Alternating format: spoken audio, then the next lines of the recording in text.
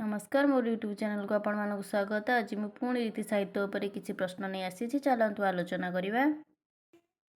किए रस को नामकरण सहित 8 भाग विभक्त करिसेंती? उत्तर हेउछि भरत मुनि। भरत मुनि निर्णीत 8 रसरे किए शास्त्र रस मिसाई परिकल्पना कले? उत्तरटी हेउछि मम्मट। नवरसरे किए वात्सल्य रस मिसाई रसर संख्या 10 को वृद्धि कले? उत्तरटी हेउछि विश्वनाथ कविराज। वक्रोक्ति संप्रदायर प्रवर्तक किए? उत्तर हेउछि कुंतक। वाक्यम रसात्मक काव्यम, यह कहार उक्ति? उत्तरटी हेउछि विश्वनाथ कविराज। केउ दुई आलंकारिक निज निज ग्रंथर नाम काव्यालंकार रखिछंती? उत्तर हेउछि भामह और रुद्रट। काव्यालंकार सूत्रवृत्ति ही केउ आलंकारिकर रचना? उत्तरटी हेउछि आचार्य वामन।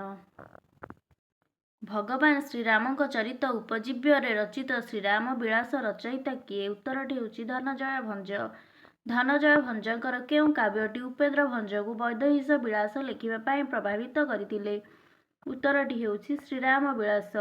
रसकल्लोळ और रस विनोद काव्यद्वयर रचयिता दीनकृष्ण दास एक व्यक्ति बोली किए मत दियंती? उत्तरटी हेउछि आर्तवल्लभ महांती।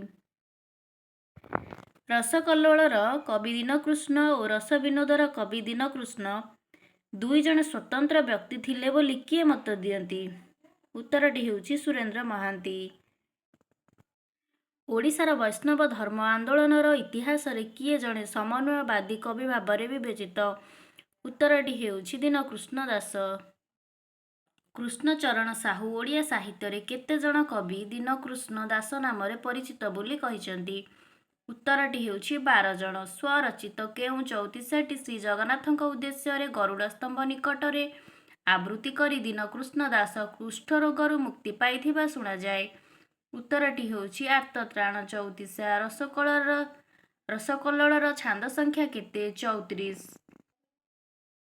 दीनकृष्ण दासंकर केउ काव्यटी राधाकृष्ण और गोपकृष्ण लीला आधारित? उत्तरटी हेउछि रसकल्लोळ। रसकल्लोळ केउ अक्षर नियम रे रचित बा केउ अक्षर को प्रत्येक पंक्ति आद्य लेखा जायछि? उत्तरटी हेउछि क अक्षर। रसकल्लोळ काव्य केउ देवतांक वंदना रे आरंभ होइछि? उत्तरटी हेउछि कंभु कटकर नायक श्री जगन्नाथ। कवि जा करे मूर्ख को स्तुति, एथिरु बड़ नाही विपत्ति, एथिकी प्रति छाती रे काती मारिबा भल हे। एही उक्ति रे कवि दीनकृष्णक केउ भाव प्रकटित?